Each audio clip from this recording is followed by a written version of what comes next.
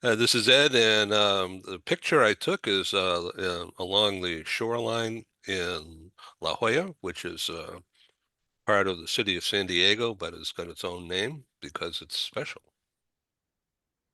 And this was taken during a high tide event in late July, early August this year, using my camera. So that's it. So the concept for today's show is about charisma and what is it, and not necessarily surfing hanging 10, but the concept is to have an executive presence that resonates, and you can do it in many different ways. Uh, Before we get into that, the the program tomorrow about psychological safety is attracting quite a bit of attention. Uh, and I sent around a link to a website that I'm building a few minutes ago, which I think you all got. And, if you want to add to that topic tomorrow by certain slides or certain images that you want to display, it's very okay. I just want to know in advance so I could plan. My screen share will be open. The concept with running slides is two things. First of all, visual enhances, augments the spoken word by a huge factor. And second of all, it stays on the program as the program is distributed, as they say now, streamed, uh, sent around across channel, media channels, and directly to certain key people that are in my network. And so having a slide that really resonates and augments whatever you want to talk about is super powerful. And so you have to be careful with that as well as use it effectively. And I welcome it. The megabytes get huge, but you know what happens? The megabytes could be a problem, but on the contrary, the flip side of that coin is that instead of a standard portrayal, like right now we're in standard, and the image is okay. It's not absolutely 100% crystal clear, but it's good enough. But when there's slides used, it automatically upgrades the quality of the production imagery to high def. Mm-hmm. And it stays throughout, not just on the slide. Mm-hmm. Okay. So, and that's what causes the huge Yeah. exponential growth of the megabytes, but Yeah. it's okay if it is well used. So just about tomorrow, it's going to be part of a series going forward on psychological safety. The topic is, as you know, going to be an important part of the New York event on 12/12 because of the special report that Heather has won all kinds of awards for doing, the impact of the dual career situations and how companies are either stepping up or ignoring it at great risk to the personal relationships. So by creating a psychological safety in the workplace, no matter where it is, could be remote, could be at home, could be in office, could be on international assignment, psychological safety means that people can feel safe in the workplace. And that has to do with many times the immediate boss, right, Ken? Oh, sure. Yeah. The immediate boss, the climate, the culture, the values that are shared across the organization. Are people truly valued? Can they be there? I don't really like the word authentic, but can they be their authentic selves? And if they have feelings or thoughts or important points they want to express, they feel comfortable expressing them, i.e., safe. Or, I say this and you're going to suddenly you get some feedback. Why are you so negative? Can't you work within the program? Why aren't you why aren't you more cooperative and resourceful? You don't want to hear all of that, out of a fear of saying something that's going to end up getting you into, if you will, trouble.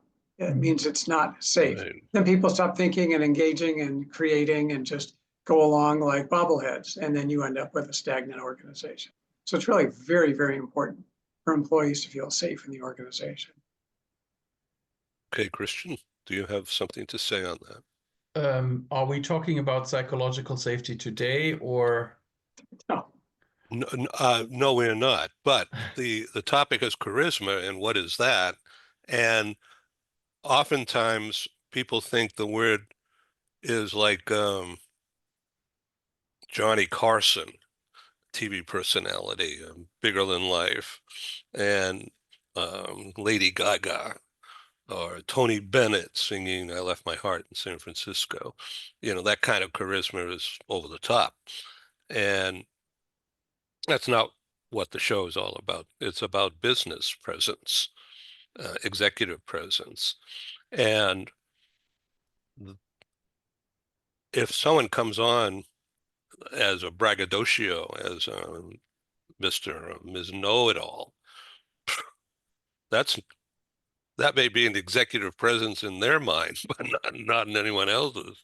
You know, people want to run away. So that's what today's show is all about.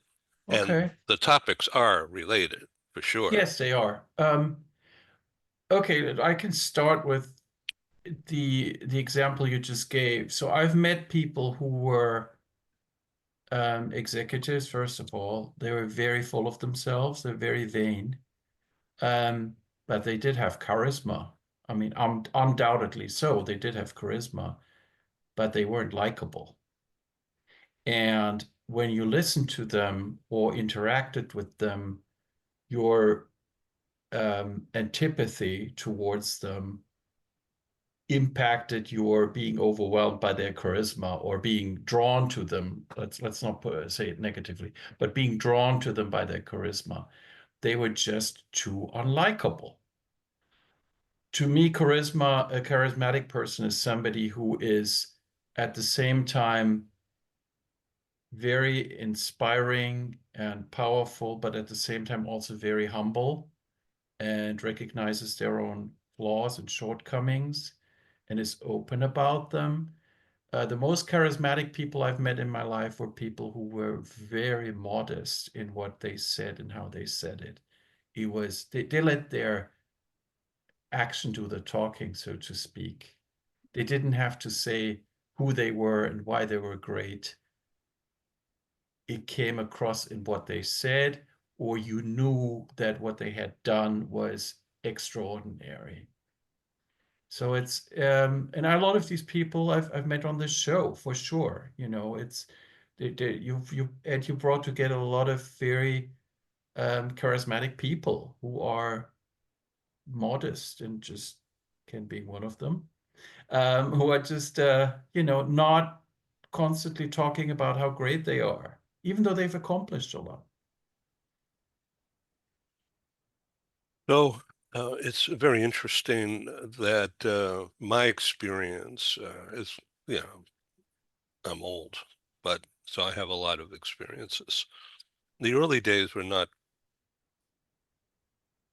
as good as they are now. This is a peak time for me, and I'm really grateful. But the early days, I was confused about what I should be doing versus what I wanted to do. And it was an internal battleground. And I went to work or volunteered. It was a high paying role for at me at the time when I was 26, 27, 28 years old, in an executive circle of a very wealthy guy in Boston. And I didn't last. I sort of self-torpedoed because I just couldn't fit in. I couldn't understand what to do. But I learned from that. And I'm talking too much here, Christian, so help me out.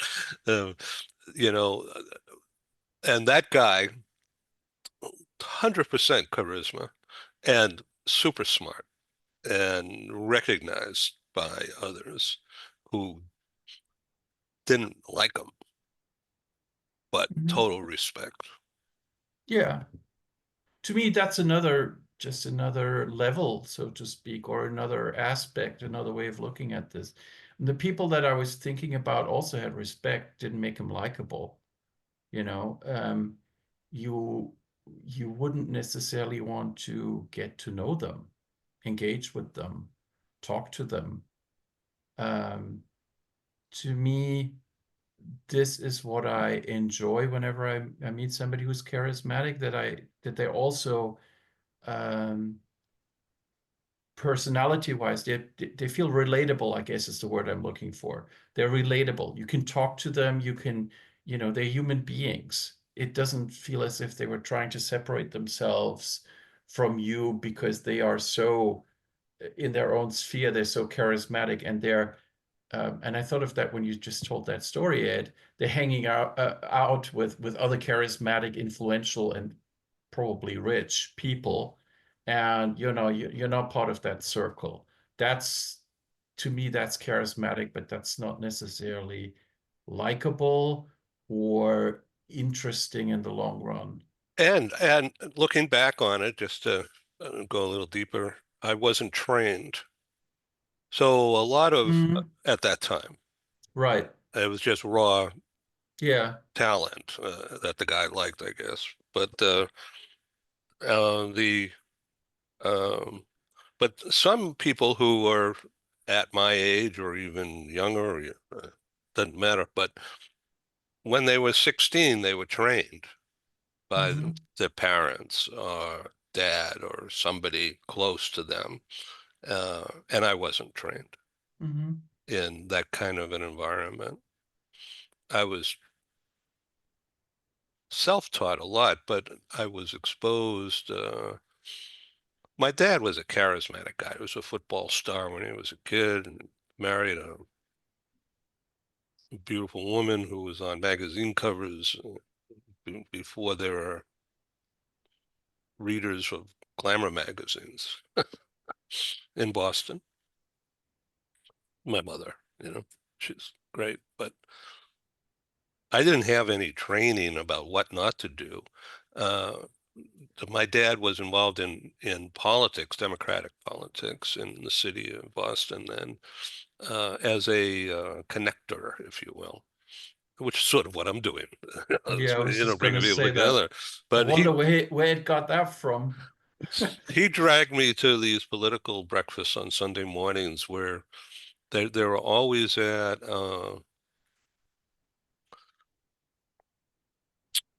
private room in a restaurant or a hotel ballroom, and there are a lot of people in there, and they always had the priest, the rabbi, and the minister giving invocations.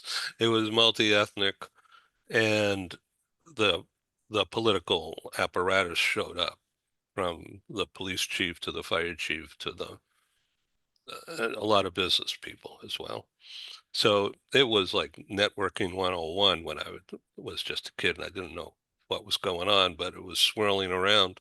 And basically what I'm doing now, but and have been for many years when I was doing live meetings primarily and not broadcasting at all. I wish I was smart enough to broadcast earlier. I was exposed to it, but I didn't know what to do or how to think. Am I on the psychological couch here? I don't mean to be there. Get me out of here. You put yourself there, Ed. Christian, send him a bill. Yeah, exactly. We can split it, Ken. You got it. Yeah. So have you dived into water that's exploding like that? I have never done that. Now But we're here going I into am. now we're going into symbolism.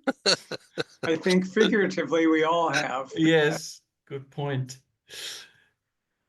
So the performance phrases that work or don't work, Ken. What what what say you about uh, charismatic coaches that are effective with a variety of business people? Well, that's a really interesting question. First, thank you to Kristen for your kind compliment. I return that to you and also to Ed. Kristen used one interesting word here, many interesting, but one that jumped out at me was inspirational. That charismatic leaders have the ability / gift to inspire those around them. It's beyond expertise, it's beyond their communication, it's beyond their ability to listen.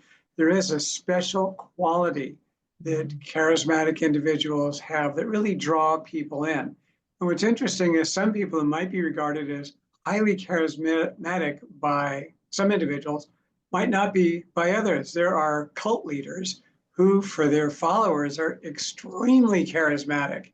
And we might look at them and say, wow, this is a little sick. You know, when that cult leader tells them to do something crazy and they do it, just because of that sheer charisma, that's too much. That's almost as if they're hypnotized, like the invasion of the body snatchers. They're just gonna follow. So in that sense, someone can be quite charismatic, but not for everybody. But for those who might be important in the individual's life, or perhaps in the workplace, or maybe well beyond it, there are spheres of charisma. You meet individuals who have a wide range of charismatic appeal, and others who have tremendous charismatic appeal for those with whom they may be working, or for small groups that they've had experience with. And it is a special quality. And managers can listen, they can coach, they can guide, they can teach, they can really focus on their employees as individuals. All of that helps. But then there's that special inspirational quality. And certainly it ties into their experience, their trust, their mode of delivery. And I think certainly, as Christian said, not being big bravado blowhards, know-it-alls. I'll tell you, anyone I've ever known who would be classified as a know-it-all doesn't know it all. They never do. They want you to think they do. But certainly the brightest people that I've worked with or known never come across as know-it-alls. You learn that as you learn about them, that they know a lot, but they don't have to flaunt it or show it. And I think the people who are doing that are trying to look like they know it all, when in fact it's really more of a superficial thing. So it's not just knowing it all and having it all out in front for everyone to see it, but it's deeper than that. And I think we all look back at truly charismatic people that we've met. We've seen they have a special quality. I remember my aunt, this is back literally in the 1960s, was at some sort of gathering, and all these people are talking. There probably are 100 people there, and suddenly this whole changeover came across the room. What happened? John Fitzgerald Kennedy walked into the room, and everyone felt his presence. He was highly charismatic, but that's something that charisma can do. It is almost magical that suddenly there's a different feeling and aura with this person being present. But certainly not for everybody. I assume I know there are those who didn't feel that way, but in that grouping with those individuals, he walked in and she said, we knew he was there without even seeing him. Something changed in the room, an aura of some sort. Charismatic people have that as well.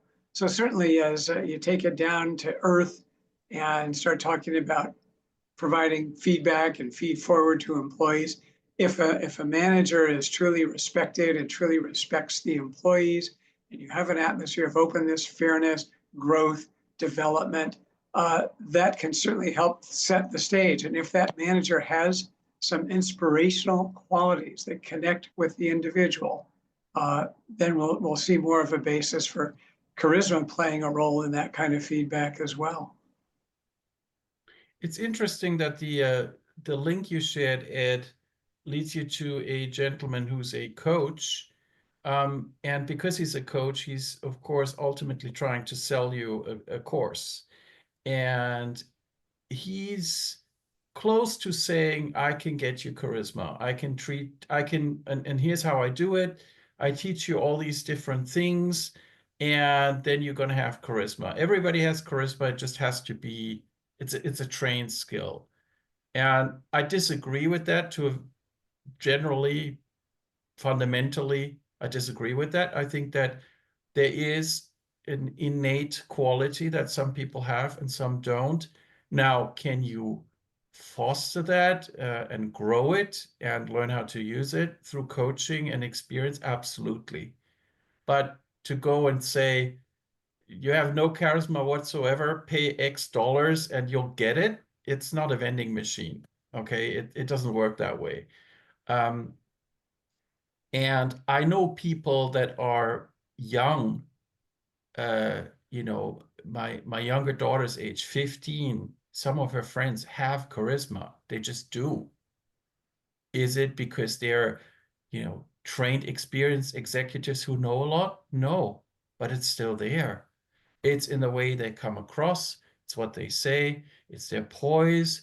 It's their, it's what they know, certainly for their age, but it's there. And that's why I'm firmly convinced that it is something that is innate. Ultimately, it is innate. It's like secret sauce, except that the sauce is the foundation. So it needs to be applied. It needs to be applied and it needs to be, you know, supported and trained. That's why you said it's related to psychological safety, right? That's where the connection is. Yeah. You can kill it pretty much by just being I don't know, having a micromanager or having somebody who is very hostile towards you, who doesn't who is afraid of you, maybe taking their role, all of which I've had in my career and life. Um, and then you need to figure out what to do with that. But if you have people like the ones that Ken was talking about who provide that feedback and feed forward, I love that word, and who are interested in a mentoring kind of relationship, then you can get a lot of that charisma out of people. Yes, absolutely. And So looking let's at it from the other side of the coin, uh, in addition to talking about, well, can someone be trained to be more charismatic? I think there's certainly a lot to be said on Christian's point. At the same time, there are things that people can do to eliminate some of the factors that will prevent them from ever being charismatic. Yes. In other words, they don't listen, they bully, they talk too much, they're harsh with people. They just simply demand on having everything done their own way. All of that will undercut charisma. So in order to build charisma, one of the steps to take, and assuming it can be built, you're not going to flip into some great charismatic individual overnight. As Christian said, you're not going to go to the vending machine and pull it out, but at least to eliminate some of the actions and behaviors that clearly interfere with ever being able to be a charismatic individual. And we've seen that at work as well. So at least to work with employees to take some of those out of the behavioral patterns to help at least build some of their charisma. Might not say that ultimately you're a charismatic individual. You'll be more charismatic than you were by changing some of those behaviors that really interfere with interpersonal relations. You know, the inspiration, if you will, that extra feeling that comes from highly charismatic individuals takes a while to foster. And again, there is a lot to be said about seeing that in very young individuals. And it certainly is not, you know, I can learn more about coding, okay, that I can do, but I can learn everything in the world about charisma. It doesn't mean that I will then be a charismatic individual. But there are steps we can all take to be more charismatic. I think that's something we can all do. One of the things on the slide is to speak up, you know, to be kind of a public speaker, regardless of what that public really looks like. And yes, that's definitely something where I would say if you do that, and even if you're a beginner, it already gives you a little bit of that charismatic quality because people are watching you. And the more you do it, the better you're going to be at it. And if you're better at it, they're going to watch you and enjoy watching you more instead of it being, as my kids would say, cringe. And it will, your charisma will grow, I would say, in most instances. Now, I've also heard speakers who were experienced speakers, but they had zero charisma. They probably thought they did. And maybe that's one of these examples that Ken was talking about in connection with Kennedy, that there were some people where his charisma simply didn't work on them. I'll tell you, I had an interesting experience. I always had a great deal of respect for Dan Rather. I found him to be very charismatic when he was fully immersed in the news business. And then one day I was going on one of the local television programs to talk about one of the books, and I was sent to the green room first. And who's sitting there but Dan Rather? Okay, I look at him. He doesn't just sit there smugly or anything or expect, he stood up, put out his hand and said, "Hi, I'm Dan Rather." I thought, wow. I mean, and I said, "I know who you are. I just read your book. The camera never blinks." Yeah. But here he is. He's known around the world. He doesn't have to get up and do it. That's just telling me more about him. And that underlying that behavior, I think, is part of what made him so charismatic. It's this, I'm not this big godlike figure and everyone knows me and they better come in and kiss my ring. And he stood up to introduce himself. I thought that was very classy. And I thought that's just part of the charisma and charismatic aspects that he exudes in dealing with others. It's also plain smart, because I've also heard people saying, "Do you know who I am?" And if the answer is no, you're not in a very good position. A smart man would say, "Hi, I'm Dan Rather," and then get, "I know who you are," and then you can move on from there. And particularly today, Dan Rather in the time of a few TV channels is definitely different from, gosh, I was in a store once and my kids were all hushed and kind of pointing, and I was like, "Who is this?" "Oh, it's a famous YouTuber and their kids. They unwrap gifts." Okay. Okay, if they'd gone to me and said, "Do you know who I am?" I would have said, "I have no idea."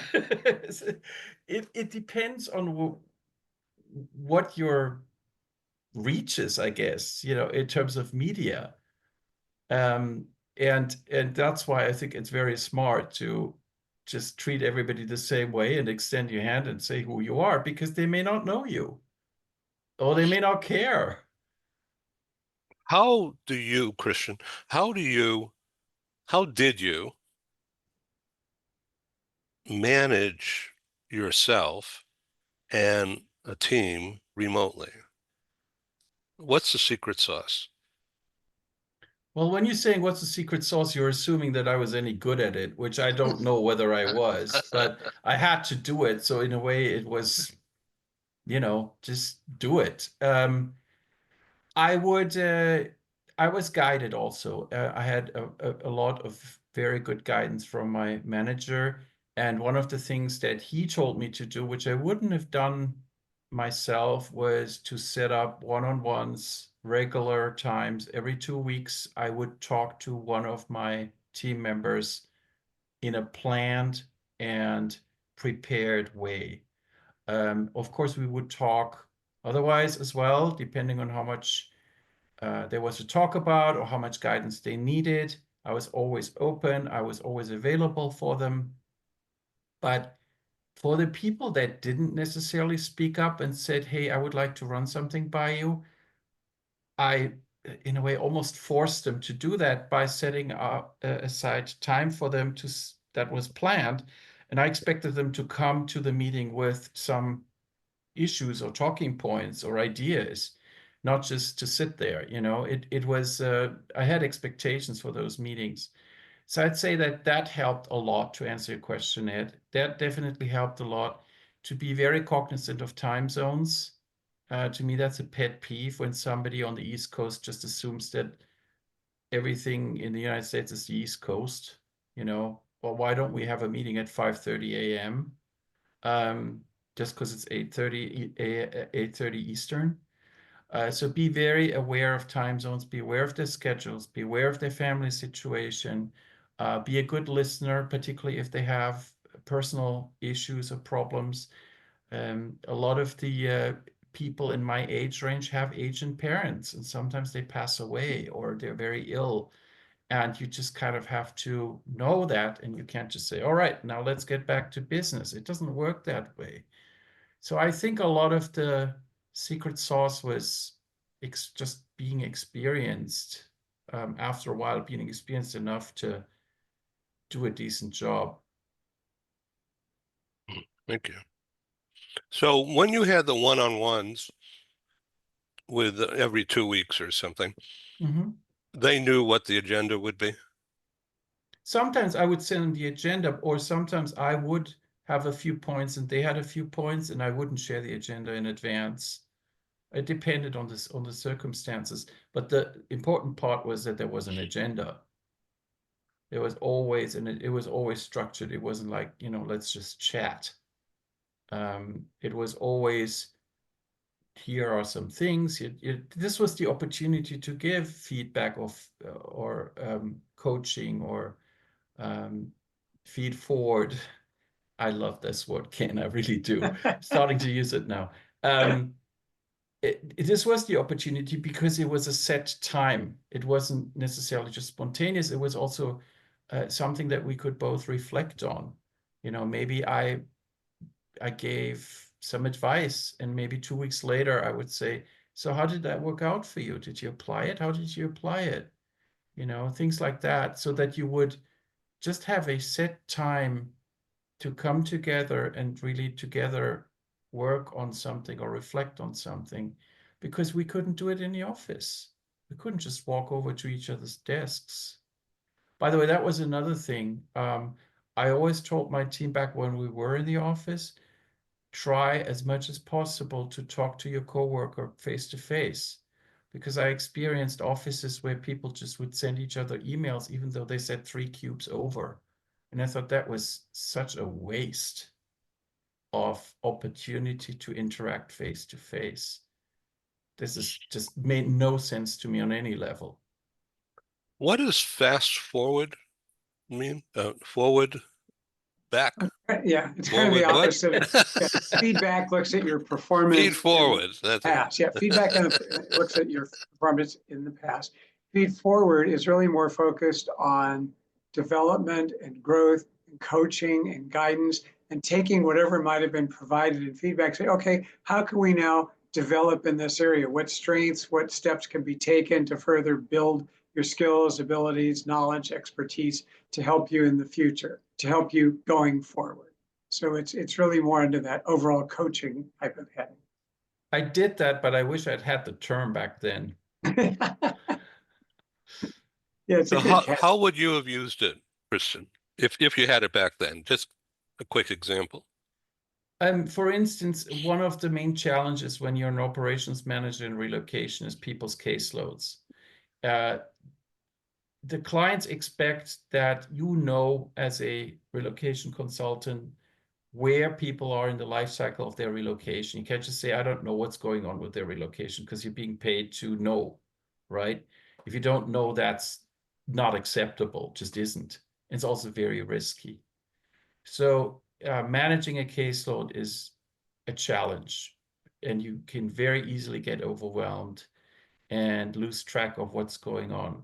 So one of the things I did and worked on with a lot of people is to show them ways how they could get their caseloads back under control.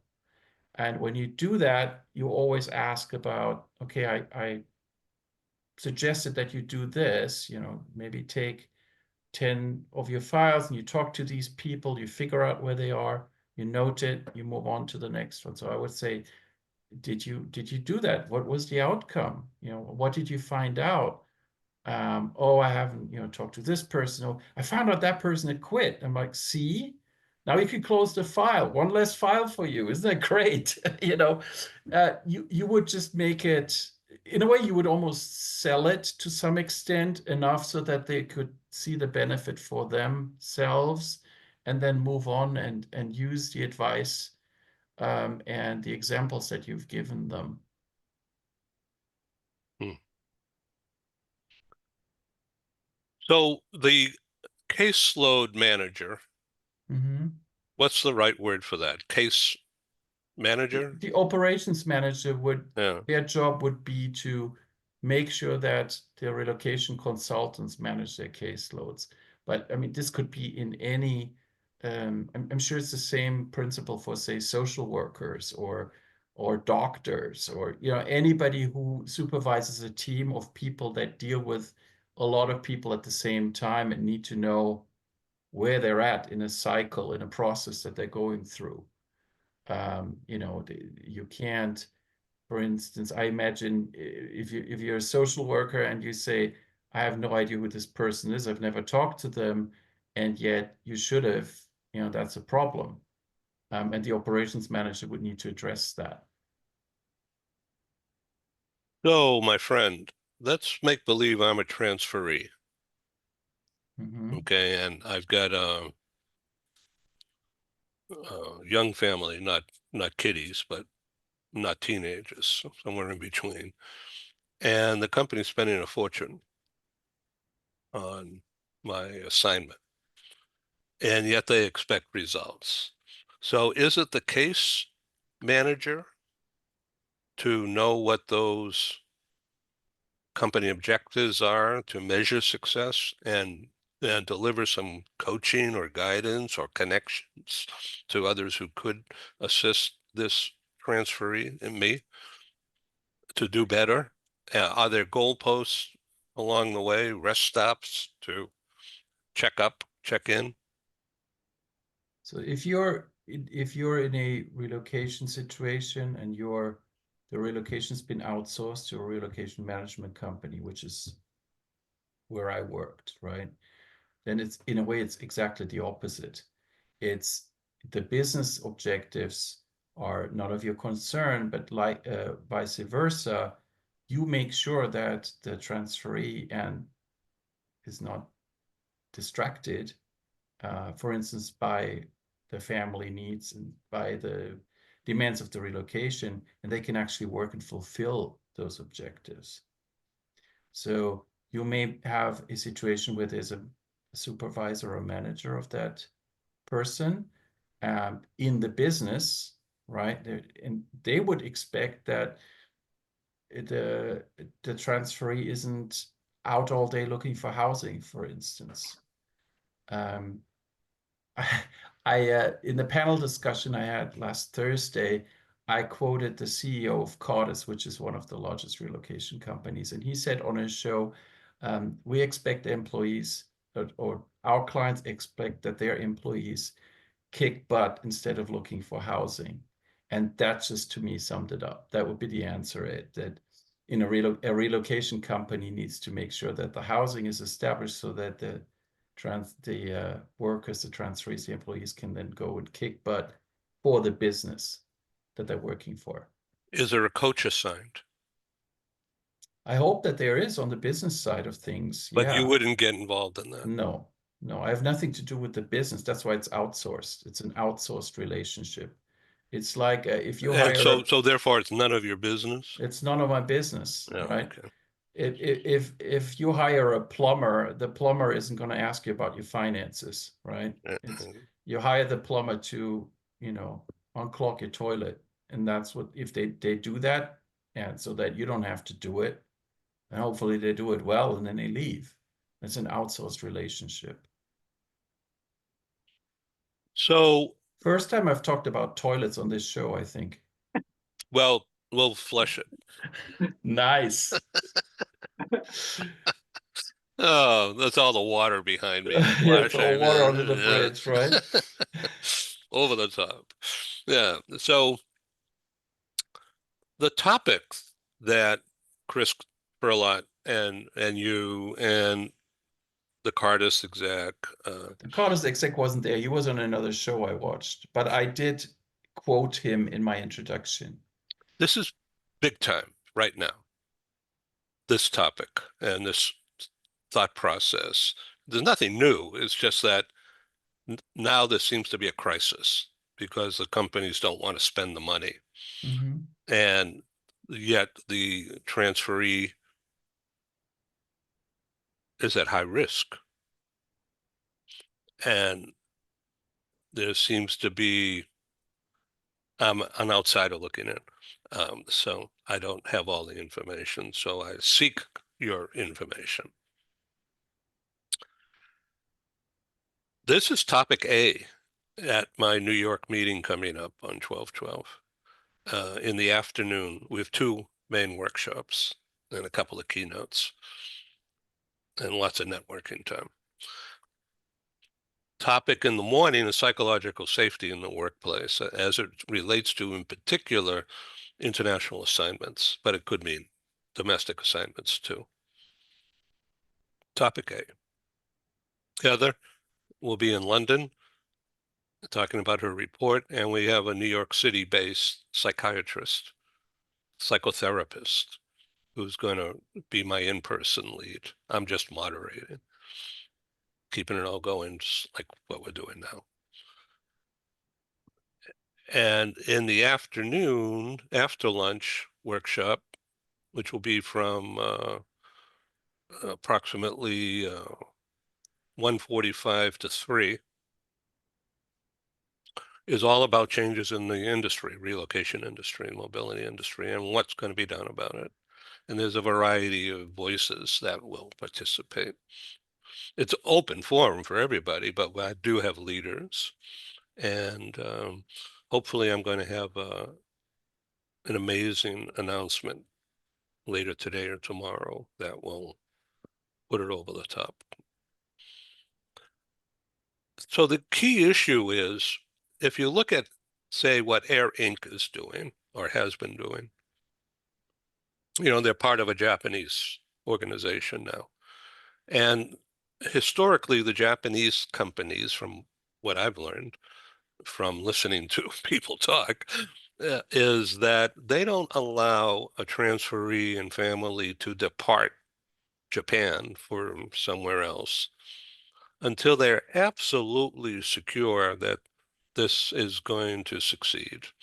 And primarily from an emotional point of view and a lifestyle point of view and a comfort, transferee and family comfort and preparedness to fit into that position and that culture at that time. And then the workforce goal is accomplishment, the ABC. It's a big deal. They take it really serious and they spend a lot of time and money on it. What I'm hearing is that American companies are not doing that. They're putting people out in the flames, sink or swim. Mhm. And apparently that's happening now with budget constraints. And some people are refusing to go on assignment? Is that a truism? I heard that the other day, that Sure. increasingly people just said, no, this is a ticket to get out of the company. Sure, for some people, or they're looking at real estate. They own a house, they don't want to sell it.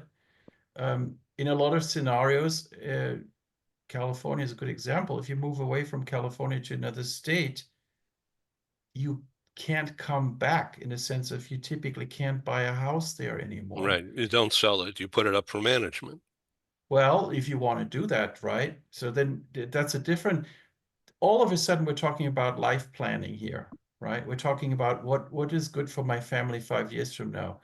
And that's when it becomes really, really dicey. And as a relocation consultant, then you have to shut up and kind of hold back because you're not their life coach.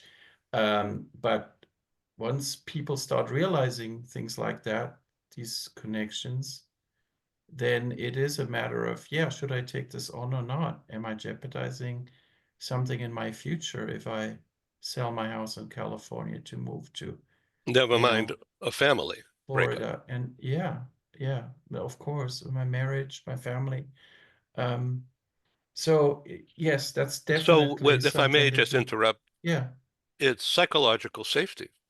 And is there a psychological contract, Ken, that should be, if not written, understood between company and employee and family? Yeah, Because that's, that yeah, could cause, God forbid, suicides or mental Sure. anguish and just screw up. And The psychological that's a contract, lawsuit that's waiting to happen. it's not really the psychological contract. It's not really a written contract, but it's an agreed upon set of shared understandings between the individual and the organization in terms of how the person will be treated, what are the basic modes of operation, what are the future, what happens in terms of how major decisions are made, just the overall way in which the employee is treated in that organization, respected, trust, openness, candor, all of that. And if I come in with a set of expectations and seemingly the psychological contracts align with those expectations, there shouldn't be those issues. But certainly there, in my opinion, there'd be a major breach of what you would regard as a fair psychological contract to simply demand a person move and forget about everything else that's going on in that individual's life. That's on the one hand, yeah, check the box. Yeah, we got that person moved, filled that role over there in city XYZ. However, we know that off-the-job factors, personal life factors, clearly impact employee behavior and performance and outcomes. And for employers to ignore that, just think, hey, we're just going to uproot this person, take it or leave it, they're asking for trouble. If the person doesn't take the move, that person's not thinking, gosh, I turned down a move at this place. My time is probably limited. Or they take a move somewhere, get the whole family all upset, have a very tricky time adjusting.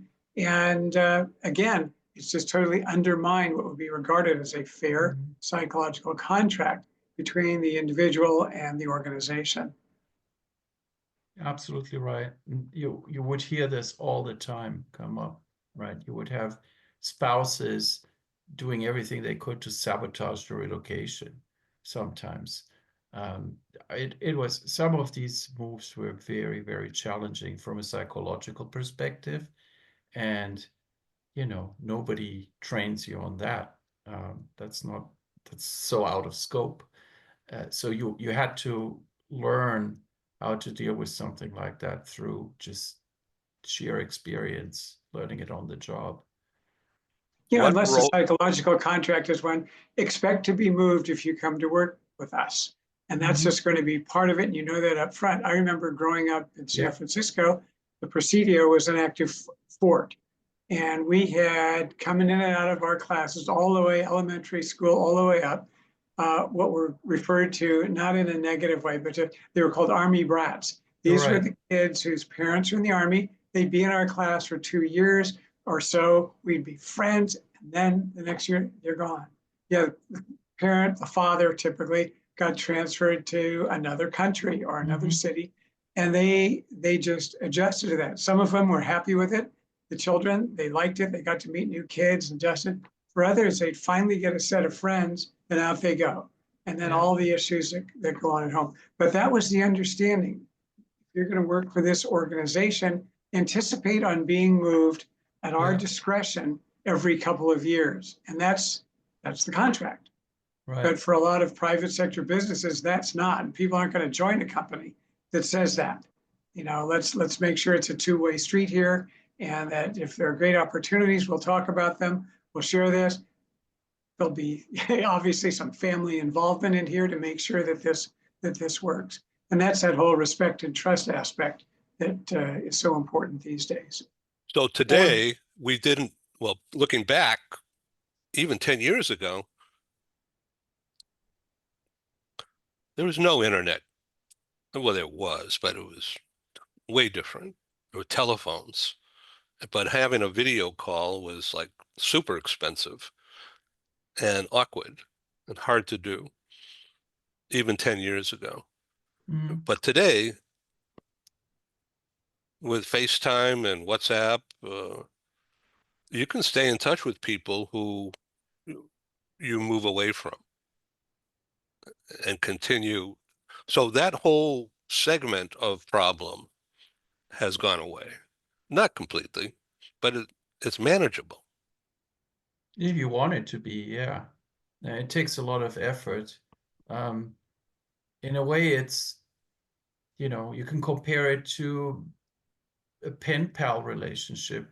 One of the two stops writing to the other one, then the relationship is gone, at least temporarily. If you don't have video calls, then that relationship is gone. It kind of relates to what I said earlier about checking in with everybody every 2 weeks and having a set time. That's how you make sure that doesn't happen. But you have to make an effort. I make an effort to call my parents every single Sunday morning in Switzerland. And they appreciate that very much. They know that other kids, grown-up kids, they might be living in the same country, but they don't do that. They don't set a time every day, every Sunday, every week where they have that conversation. So Do they it's have Zoom? Skype. Skype We use works the Skype. same way, right? Yeah, it's the same thing, basically. Yeah. Well, that's cool. They Yeah. must love to see your family. I assume that your daughters get on the call as well. Sometimes they do, and sometimes they Yeah. don't. I am. Erin sometimes is, but she calls her dad, who lives about an hour and a half from us, as well on Sunday morning. So sometimes we're not both on camera because we're calling our respective parents. But Right. the point is that it's a set time and date, and we're doing everything that we can to make that happen. And it's kind of an investment in the relationship so that you don't lose touch. Ken, thank you for being here and being a voice of expertise on a lot of things. We should bring this to a close, but let's sum up what we've learned about charisma. It's different. There's no one set rule of what it is. We could look at President Trump, certainly charismatic. Whether you like him or not, it's charismatic. And that's, I think, what we discussed here. For his followers. I mean, he clearly is. Right, They're right. fully dedicated to him. They feel that he has a magical extra quality. Some of them will even start making religious references. They're totally just enamored with this individual, and that's fine. That's a choice people make, and some people will see more charisma in individuals and other people will see, and that's just what it is. But yeah, to his devout followers, he is clearly the essence of charisma. Yeah. Now, so I grew up in Boston, and John F. Kennedy, of course, was from that area. As a matter of fact, the Kennedy family lived on a street where my parents owned a house, and where I was a kid growing up in school. But their house they didn't live there anymore, but it became a museum. It was just a house. But so charismatic way, yes. Kamala Harris is totally charismatic to women, for sure. And I'm not getting into what she could have done or didn't do and all that, but she just showed up and talked to her audience, which was more than just women, but predominantly she was speaking to women about attitudes and about not going back, and that whatever that meant to those people. It was a charismatic tool, very successfully. Not enough to tip the balance under the American system, and then who knows what's next? Okay, but it's going to be interesting for sure. So tomorrow's show is on psychological safety. We're going to go deep. There's a variety of people joining us, and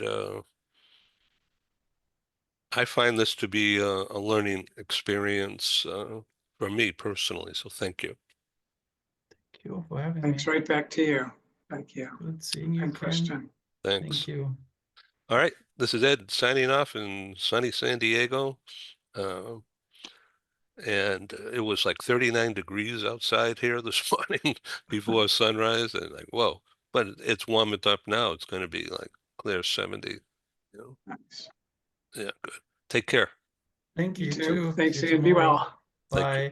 Bye. Bye-bye.